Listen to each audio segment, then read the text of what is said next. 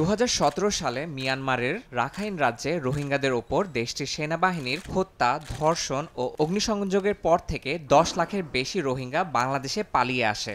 এই সহিংস কর্মকাণ্ডকে জাতিসংঘ গণহত্যা বলে উল্লেখ করে। ঘটনার 7 বছর পর এসে রোহিঙ্গা মুসলিমদের নির্যাতন ও বিতাড়নের অভিযোগে মিয়ানমারের জান্তা প্রধানের বিরুদ্ধে গ্রেপ্তারি পরোয়ানা জারির আবেদন জানিয়েছে আন্তর্জাতিক অপরাধ আদালতের প্রসিকিউটর।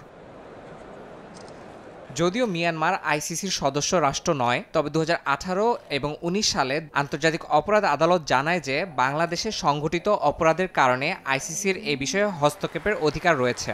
এরপর রোহিঙ্গা নিপীড়নের তদন্ত শুরু হয়। এটি প্রথমবার মিয়ানমারের কোনো উচ্চ পর্যায়ের কর্মকর্তার বিরুদ্ধে গ্রেপ্তারি পরোয়ানার আবেদন।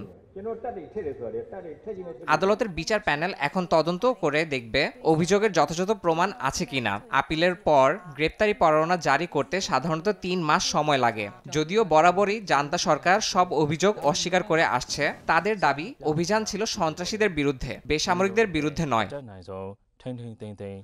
বিচারকরা গ্রেপ্তারি পরোয়ানার অনুমোদন দিলে এটি মানবাধিকার লঙ্ঘনের বিরুদ্ধে একটি বড় পদক্ষেপ হিসাবে বিবেচনা হবে। আইসিসি প্রসিকিউটরদের কার্যালয় জানিয়েছে ভবিষ্যতে আরও কর্মকর্তার বিরুদ্ধে একই ধরনের পদক্ষেপ নেওয়া হবে। ইয়াসিন মোহাম্মদ জিসান, সময় সংবাদ।